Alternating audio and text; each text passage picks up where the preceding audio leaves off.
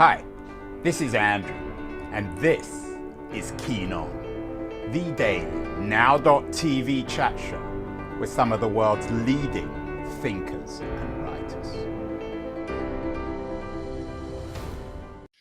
Hello, everybody. It is March the 31st, a Sunday, 2024, the last day of March. Easter Sunday, but we broadcast every day of the year. I told my wife I was doing a show on Easter Sunday. She said, what kind of people are available for interviews on an Easter Sunday? Well, I found someone, a young woman called, maybe not so young, but certainly younger than I am, Becca Rothfeld, the book critic of the Washington Post, one of the young literary lions, or lionesses at least, of the East Coast.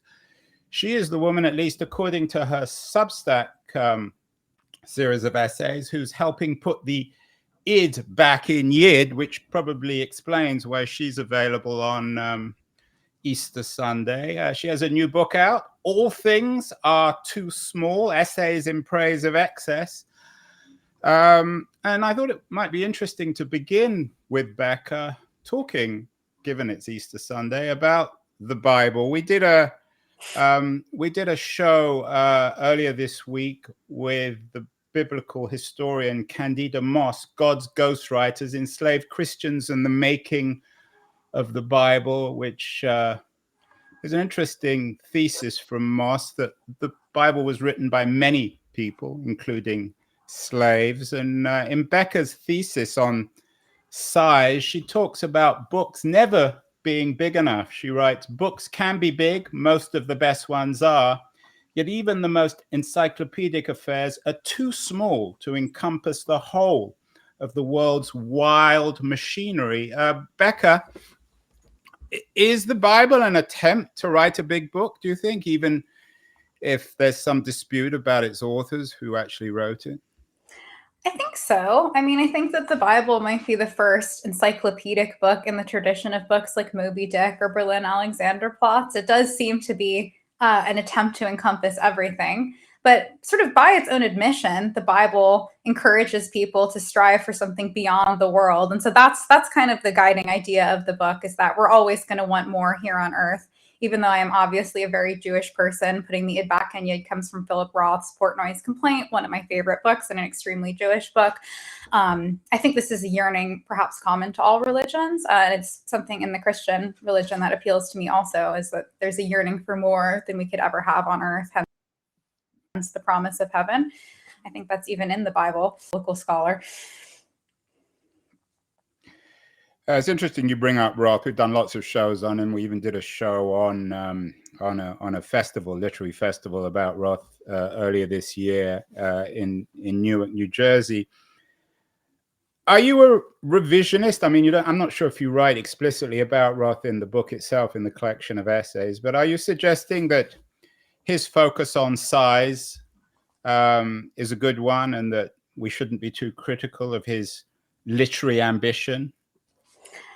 I don't write about Roth in the book, and I don't know that I would say that he focuses on size, but I do enjoy his sort of voracious appetites. I mean, as particularly in Portnoy's Complaint, obviously the protagonist of that book is very voracious sexually, and that's something that I appreciate. And the prose is really like beautiful and maximalist. I don't think that Roth's ambition is the part that we need to be a revisionist about. If we were going to be revisionists about anything, it would probably be his sexism, but I think that his sexism is compatible with his literary genius. That's never really been a tension that bothered me too much. And I don't think that his character sexism is glorified in the books. Characters like Portnoy, I don't think are made to look like particularly good people. But I do think that that is a book that is very much in Portnoy's Complaint. That is very much in the spirit of my book, and that it's an excessive and hungry and maximalist book. The form of the book is excessive. There's lots of ranting and long sentences.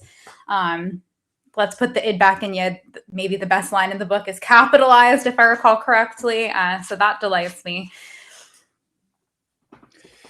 It's an American book, or perhaps you're an American writer, just as Rawls was, of course. You have this description in one of the essays, which was published in the New Yorker. You write, I once saw a man in a restaurant finish his pasta, order the same dish again, eat it, then order and finish it a third time. His was the sanest response to his predicament. Are you suggesting that there's a rationality to excessive appetite? It reminds me almost of that scene in Monty Python, you know, where the man kept on eating and ordering and then popped. Yeah, there's an amazing scene in Buddenbrook's Thomas Mann's first book, which I think is underappreciated because I've never seen anyone discuss this particular scene. The book is not underappreciated, but this scene is, where one of the characters, in his senility, he's old, he eats himself to death. He like buys a ton of cakes and basically eats himself to death. And I think that there's something beautiful about that. But I do think that it's rational. And maybe this goes back to what I was saying about the Bible. I do think that the human predicament is one of feeling acutely and suffering from our finitude. We understand that our lives are finite in terms of time, in terms of what we're able to do, in terms of what we're able to have. So I do think that it's rational to strive for more. That might be one reason why maybe it's rational to be religious in some senses, and that it is rational to want more than you could ever have and within the confines of your finite life. Perhaps also rational for that man to order 3 plates of pasta, although I'm not sure. Yeah, well, we'll have to watch that man in the restaurant. In collections of essays, Becca, you know this as a book reviewer, you're always looking for messages, for broader arguments, meta themes. Is one in this book an attack on Puritanism, on restraint?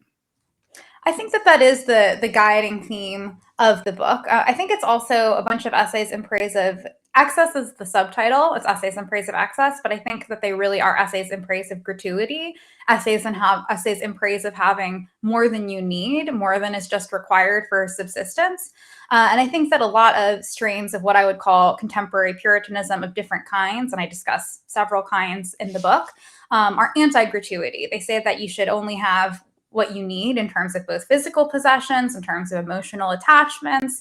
And I think that is a recipe for an impoverished life. It's the Marie Kondo school, the Christine Ember school. We'll get to both of those characters who you're not great fans of later. The philosopher, you were a philosophy student at Harvard, and as you suggest, you still might be one day. Do you think the philosophers, or certainly the Puritan philosophers, got it wrong? That restraint reflects weakness rather than strength, and that the real strength, and maybe there's a Nietzschean element here, is excess, is the satisfaction of appetite? I'm not sure that I would say that it's a matter of strength, but rather a matter of expressing one's humanity. I mean, I think that Puritanism reflects a confusion about what humanity consists in. I think that what makes us human in general and what makes us the particular people we are is various kinds of accumulation. And I don't just mean accumulation of physical possessions, although that is one way that I think you become the person you are. Not necessarily commodities, but accumulation of heirlooms from your family, works of art, letters from loved ones, cards from your friends on your birthday, but accumulations of attachments and encumberments and relationships. I think these are the things that make us people. So that's what I think that Puritanism is confused about, Puritanism of various kinds. Marie Kondo's minimalism and Puritanism about sexual relations as well, I think are confused about the human aspect of these activities of accumulation and eroticism. We know then what we don't like about the American tradition. It's the little city on the hill, at least according to you. You don't put it quite in those terms, but that New England tradition of Puritan settlers. Is there an American tradition that you look back at, if not with nostalgia, certainly with gratitude? I mean, I think that America is such an enormous and diverse country that there surely are some, and there surely are some that I'm not even familiar with. I'm an East Coastal Jew, so my frame of reference is pretty limited. It does seem to me that many aspects of the Black tradition in America are much more the kind of thing that I have in mind, like the tradition of jazz music, New Orleans is a insane place that's super excessive. Things like Mardi Gras might be more in line with what I have in mind. I'm not super familiar with the West, places like Colorado. Those places are physically excessive in that they're enormous and there's enormous mountains. So that might be more in line with what I have in mind. There certainly are also, there's an American literary tradition of writing really long encyclopedic novels. I mentioned Moby Dick before. Other entries in this genre might include Infinite Jest or the books of William Gaddis. Those are books that are excessive in the way that I envision, although they certainly also have European and particularly German language antecedents, stuff like Berlin Alexanderplatz and The Man Without Qualities. Yeah, you keep on bringing up these Central European Man Without Qualities, the Buddenbrooks. What about American writers? I mean, I think that this is perhaps a matter of personal preference. I certainly don't want to go on the record saying that I think the American tradition is worse than the German language. You can say it, Rebecca. I don't mind.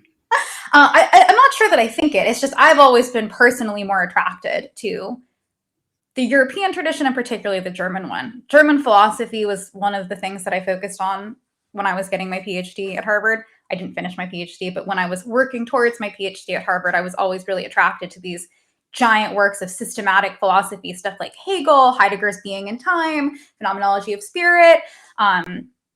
In the French tradition, stuff like Being and Nothingness. Maybe those are kind of the philosophical analog of these encyclopedic books that I have in mind, these big systemic tomes that are an attempt to grapple with everything.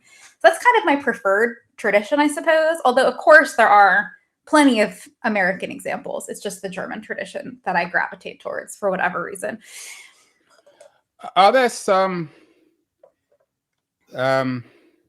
negative models of alternatives to Puritanism? Of course, in the American context, there's the experience of slavery in the American South where excess was celebrated, but of course it was excess built off other people's labor. How does the Southern tradition in literary, philosophical, and political terms fit into your argument? That's a good question. I haven't thought about that much. I mean, I will say that makes me think of Faulkner, who I do think writes excessively in much the way that I envision. I mean, he's such a luscious prose stylist, and he's one of my favorite American authors. And there are other people like Flannery O'Connor, people from the South that I admire, although I'm not an expert or connoisseur of the Southern tradition. But certainly there are negative kinds of excess. The book is not an argument in favor of every kind of excess. It's a book in favor of gratuity in particular, as I said. And so, I mean, there's many examples spring to mind, many American examples. I mean, just accumulation for the sake of accumulation, rampant capitalistic accumulation, certainly slavery. I mean, another artistic strain, which is obviously less abhorrent than slavery, but I think is another example of bad maximalism, is Marvel movies. A lot of these really pointlessly long, really over the top action movies that are really popular in America and are made in America. The Dune movies may be another example. I think that they're pointlessly excessive. There's nothing glorious about it.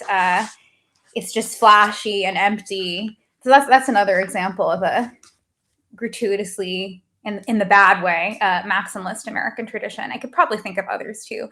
Yeah, it seems as if American history is made up of excess. First we had slavery, then the excess of the Civil War, then the excess of the late 19th century, and then, of course, the 1920s. Perhaps the great critic of excess in the early 20s was Fitzgerald's Gatsby. What would you make of that? I mean, wasn't he warning against excess? Wasn't he in favor of restraint? Wasn't that perhaps a brilliant polemic against excess? I mean, I guess it's interesting that I think that maybe there are two competing American traditions. And of course, I'm generalizing because, again, it's such an enormous country with so many divergent subcultures. But there is, on the one hand, this culture of Puritanism, which, although it is geographically localized to the East Coast, I do think that there is a sort of Protestant ethos that is in some ways nationwide. And then on the other hand, there are these pockets of kind of crass commercialist excess. And I wonder if even when there are moments of excess in American culture, they're kind of guilty in a way. There isn't an embrace of spiritual or artistic excess. There's just capitalist accumulation that's kind of always apologizing for itself and also rooting itself in what Weber called the Protestant work ethic. One of the essays that I cite in my book, which is really good on this topic, is this essay by William Gass, the American critic, who's another great example of an excessive writer. He writes stylistically, it's so rich. It's like eating like a decadent chocolate cake or something to read him because he's such a rich writer. And he has this essay called Simplicities, where he kind of talks about like the American fetishization of the simple, plain spoken farmer type of person. So I think that there's always been a skepticism in America of artistic excesses, or even of intellectualism. It's in some ways a very anti-intellectual culture, although of course that's generalizing. There are obviously exceptions and so on. I also think that at this moment in particular, there is an emphasis on minimalism in lots of aspects of American culture, maybe not unique even to American culture because these are homogenizing trends and global trends. But even if there were other periods in the past where that wasn't quite as true, I think that that's certainly true now. Do you think that this fashion for minimalism, the popularity of people like Kondo and Ember, reflects a kind of guilt of the American elite class on the two coasts about inequality? It's a kind of, I think you wrote about this, a compensation for inegalitarianism, and that we're not comfortable perhaps with the world we live in, so we embrace minimalism, which levels the playing field, but of course it's not really a level playing field. Yeah, I definitely think that that is a huge part of what's happening. I mean, in the book, I say that this is something that people on the left, and I consider myself on the left, do a lot of the time.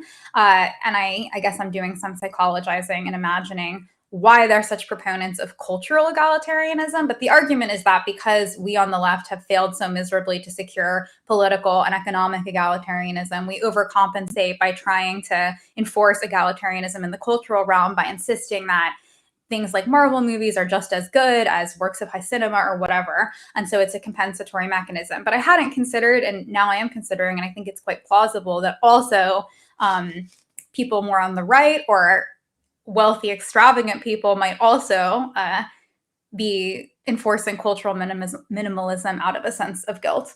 That seems like the complementary gesture, I guess. We are attacking today on Easter Sunday, perhaps an appropriate day for this, attacking all things small with my guest, Becca Rothfeld, the book critic of the Washington Post. Her new collection, or her first collection of essays, All Things Too Small, has been really brilliantly reviewed. It got great reviews in the New York Times, and particularly in The Guardian. I want to take a short break to thank our friends at Liberties, wonderful new publication, a quarterly journal of culture and politics, for helping us bring amazing guests like Becca Rothfeld on Easter Sunday. Going to run a short feature on Liberties, and then we'll be back with Becca to talk more specifically about the crisis. I think we touched on it in the last part of our conversation.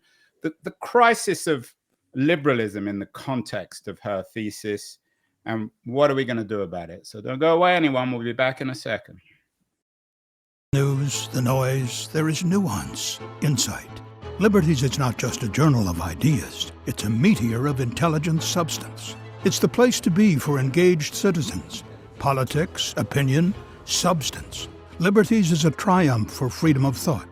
A quarterly of urgency, of cultural exploration, of intellectual delight, of immaculate prose. It's invaluable. Subscribe now or find Liberties at your favorite bookseller.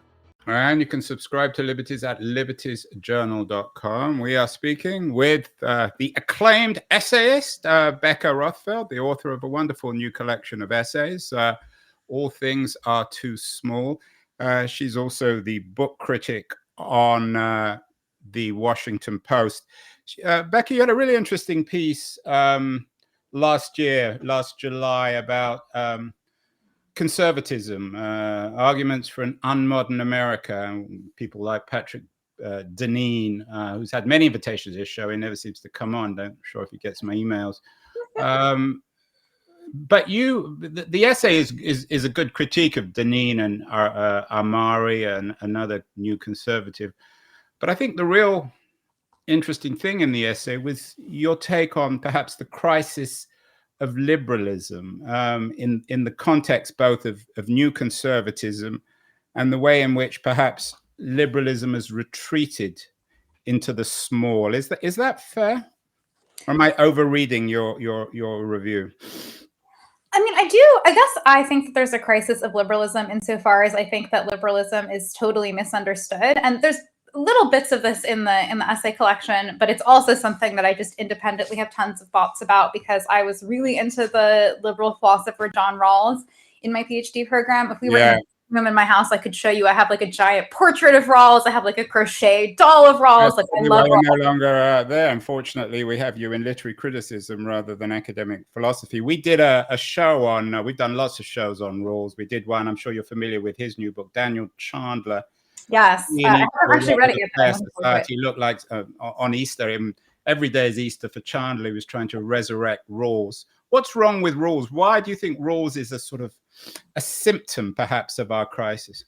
Well, I don't think that Rawls is a symptom of our crisis. I think that Rawls is great, but I think that he's totally misunderstood. I mean, I think that, as I was saying earlier in the segment, I think that we should have egalitarianism in the political and economic domain, and that having egalitarianism in those domains would allow us to be inegalitarian in the cultural or romantic domain. It would be less harmful to people to say your book is bad and this other book is better, or this movie is bad and this other movie is better. You should like these things and not these things. In the cultural domain, if there were a baseline of economic equality, because then even if there were differentials in prestige or acclaim or admiration, those things wouldn't have horrible effects on people's lives. So I think that Rawls is one of the most eloquent and ingenious exponents of a vision for political and economic egalitarianism that would allow for excess and maximalism in private life, even as there is egalitarianism and proportion in public life.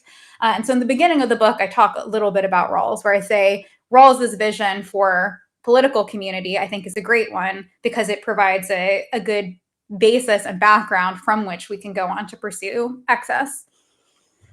You talk about, maybe we'll get to inegalitarianism in the cultural domain, but you mentioned inegalitarianism in the romantic domain. We had your friend or your frenemy Christine Ember, who I also think writes for the Washington Post on the show. Not anymore. She went to the Atlantic very recently. She's gone. Well, you're still probably a friend of hers. And we titled the show "Sex, Sex, Sex: Why We're Not Having It and Why That's Bad." Although she seemed to, I'm not sure she would necessarily agree.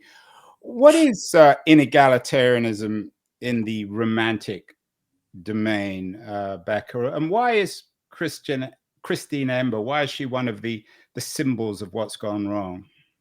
Well, one aspect that I think is separate from Emba's arguments, which I'll get to in a second, is just that obviously the romantic domain and just the interpersonal domain is one of inequality because we prefer people over others. I think that that's at the core of what love is, at least for humans. I hate to say that on Easter because I know that Christian love, agape, which I might be pronouncing You're allowed to do it on Easter. My wife's not here, or I should cut you off. Yeah, this is one of the privileges of being a Jew, is that you can say things like this. We Jews can broadcast on Easter. Nobody else can. That's true. One of our many benefits. But yeah, so preferring one person over another is one way in which love and friendship are just in egalitarian enterprises.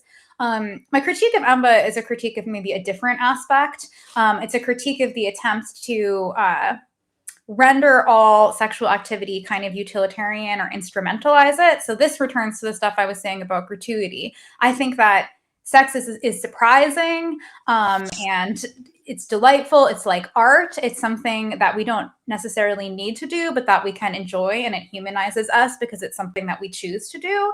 Whereas I think that Christine Emba and other critics of the sexual revolution often think that sex should be for something else. It's a means to the end of something else.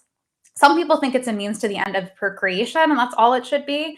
I don't think that Emba who is my friend, but she knows that I disagree with her about this. She doesn't say that explicitly in her book, but she does sort of imply that it is a means to the end of affecting romantic connection of some kind, that there's no other reason why you should have sex. She also thinks that sex should be very safe and comfortable, that if you are surprised during sex or transformed during sex or unsettled during sex, something has gone wrong. Whereas I argue in multiple essays in the book that the erotic is a domain of surprise, and that's what it should be. You should be surprised by the singularity of another person, and you should be surprised by the way that they can have transformative effects on you. So I don't think that the end goal of sexual ethics is to render sex safe and sanitary. And she's one of several people that I criticize. I think that there's a tradition of there's an emerging tradition of right and center-right commentators who think that what we need to be doing is making the sexual domain as safe as possible. This is an interesting point of convergence, I think, between some people on the left and some people on the right. Yeah, and you had an interesting review of Judith Butler, who you were, and you sounded ambivalent about. And for you, all good sex is body horror. Is sex for you the new? Speaking on Easter, Becca, is sex the new religion or your religion? I don't think sex is my religion. I guess I think that maybe literature is more my religion than sex. But I think actually I get similar things from both of them, which is an encounter with someone outside of myself. There's a really great Iris Murdoch quote, which I'm probably going to mangle from memory, but it's something like, love is the very difficult realization that something other than the self exists. And I think that is what sex at its best is, and also what literature at its best is. So maybe jolting encounters with something outside of the self is my religion. And that could include actual traditional religion as well. Is there an irony, Becca? I'm sure I'm not the first person to ask you this on a book, a collection of essays, and it's a smallish book, essays in praise of excess. Shouldn't you have written the next American novel? Shouldn't this be a 600-page style book? Can you praise excess in few words? Yeah, well, so two things. First is that many of the essays are actually quite long for essays. Like the longest essay in the book, I believe, is 20,000 words, which is like almost a novella length or something.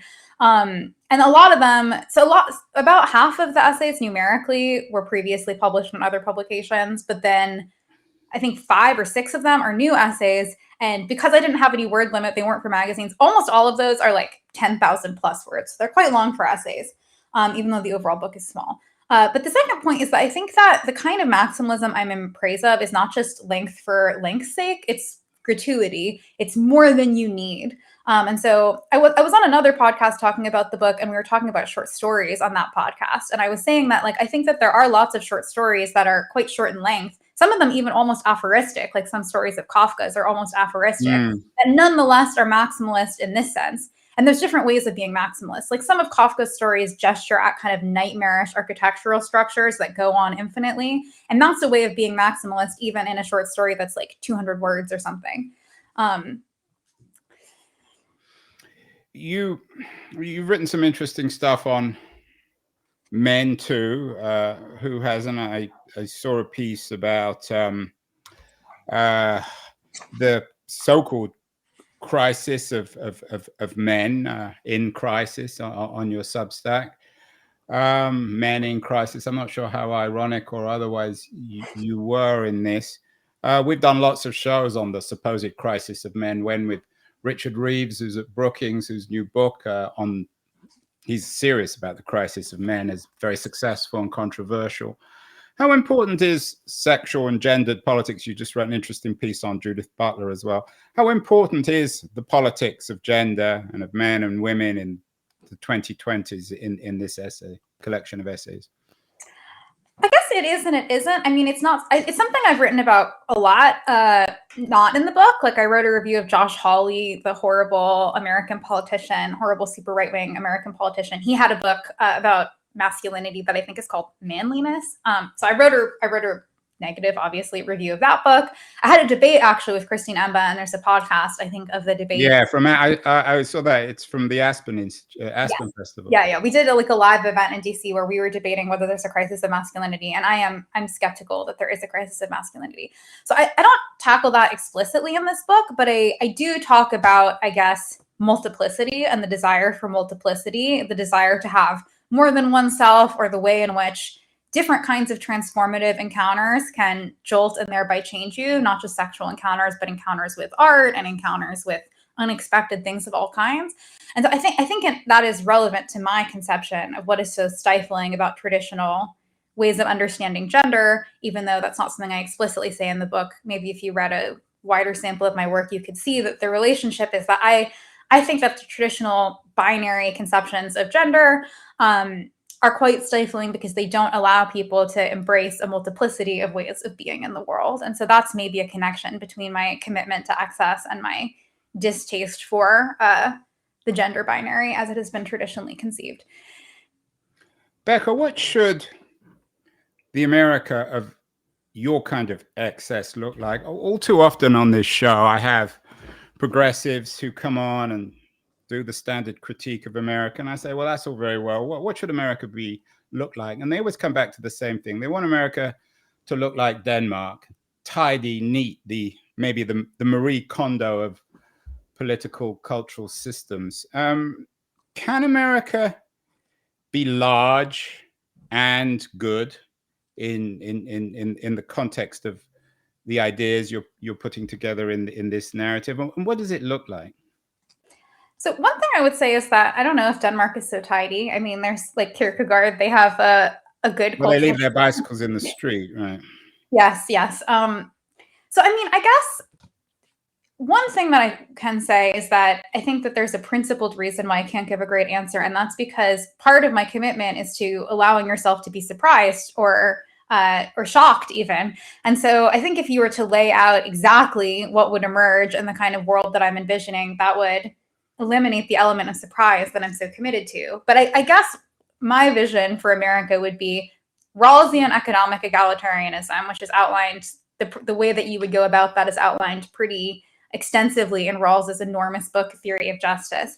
And then I think that would allow for different cultural configurations to arise. So I don't think it's necessarily the case that having like a well-functioning social democracy yields a boring culture.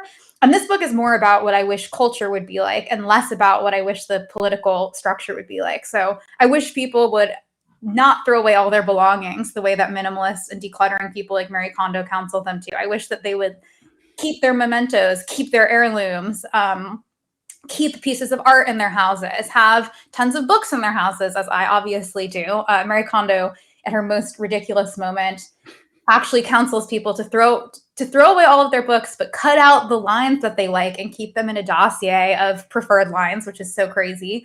Or that people would have crazy sex and explore lots of different forms of gender presentation. Mindfulness is another thing that I really don't like. There's a lot. Yeah, nobody likes mindfulness. Yeah. Well, some people do. I mean, I don't even think the mindful people like mindfulness.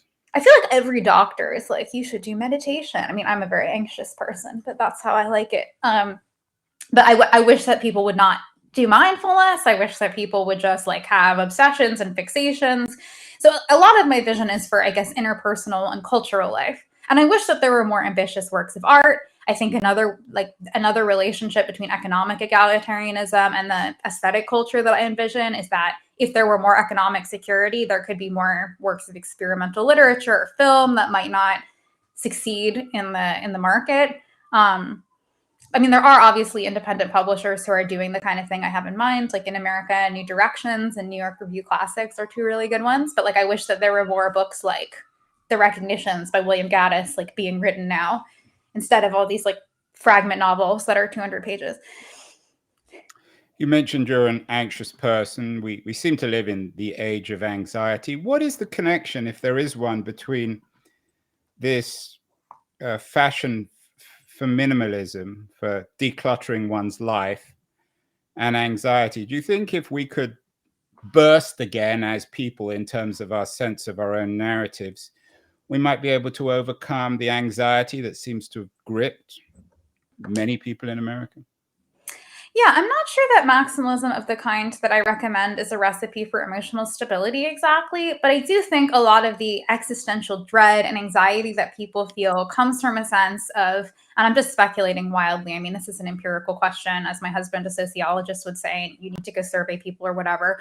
But my wild speculative theory is that maybe people feel so much anxiety because they don't feel really embedded in the communities that they're in or where they are. And I think a lot of these minimalist trends that I critique in the book, one thing that they have in common is that they envision people as isolated units who could go anywhere in the world, excuse me, at any time. That's in fact quite explicitly in a lot of the decluttering guides, and I read like 20 or 30 of them for the book or something. They say that one advantage of decluttering your house is that you can just pick up and go anywhere, anytime. Or the mindfulness people say, like, one advantage of being able to live your life mindfully is that any place that you are, you can kind of detach from it and go into this safe mental zone where you're just taking stock of what you're perceiving and you're not judging it. Both of these things seem to me like recipes for detachment and dispassion, not a recipe for embedding yourself in your life and feeling unalienated from what you're doing, which of course exposes you to other kinds of emotional pain. Like if you're attached to things, you can be upset when they die or when they leave you. But I think that is a proper part of the human tradition. And so I think that people are kind of being encouraged to shed their humanity. And so that is one source of anxiety. Do you think we should declutter? Or, I mean, is your critique of Marie Kondo's decluttering, is it also go as far as the idea that we shouldn't declutter our own narratives? That when the older we become, the fuller we become, like that fellow in, I think it's a man in the New York restaurant who keeps on ordering pasta. The older we become, the fuller we become, the more we eat, and the more, if not satisfied, interesting we become. Yeah, I think that's right. And I mean, one particular thing that Marie Kondo recommends is kind of that you get rid of tokens of old memories or old experiences. Like she explicitly counsels you to get rid of like old love letters or mementos from high school or something. There's one episode of her TV show, which I also watched for this, where someone's husband has died and she's basically encouraging the woman to get rid of all of his stuff, which I'm not saying that you should never throw anything away, that you should keep everything in your life, but I do think that these physical things, which are not commodities, not things that you can buy, are emblems of experiences that you've had. And those experiences are what make you the person that you are, as opposed to just an interchangeable blob who could go anywhere at any time. And so I do think that as you accumulate love letters, birthday cards, mementos, other physical manifestations of past experiences that you've had, that's how you are individuated from other people. And that's a good thing. Final question, Becca. You're obviously very critical of Marie Kondo's utilitarianism. For her, I think the purpose of life is tidiness. What is the purpose of life for you, Becca Rothfeld, finally on this Easter Sunday, this day of supposed resurrection? So I guess as a liberal, as a Rawlsian liberal, I don't think that there's one answer for everybody. I mean, part of what I love about Rawls is that one way in which Rawls is excessive, which is maybe underappreciated, is that his vision for political life is that everybody defines and pursues their own vision of the good. So it's like a cacophonous multiplicity of visions and traditions, all within one polity. And so I think that's the kind of society that I want to live in, but that means that everybody is in the business of figuring out what they think the good life should look like. My good life looks like reading lots of books, and so that's what I do. And of course, for the Rawlsian version, we all operate in this veil of ignorance, so we have no idea that we're going to work out well, so we want that safety net, right? Yes. Yeah. I mean, although I think that for him, that's like a device to figure out, that's a thought experiment to figure out what the society should be like. But then when you're actually living in the society, you do know who you are and you're an individual person and you can formulate your own community according to your own commitments. And that will yield, I think, like pluralism in practice, which I think is one good form of maximalism.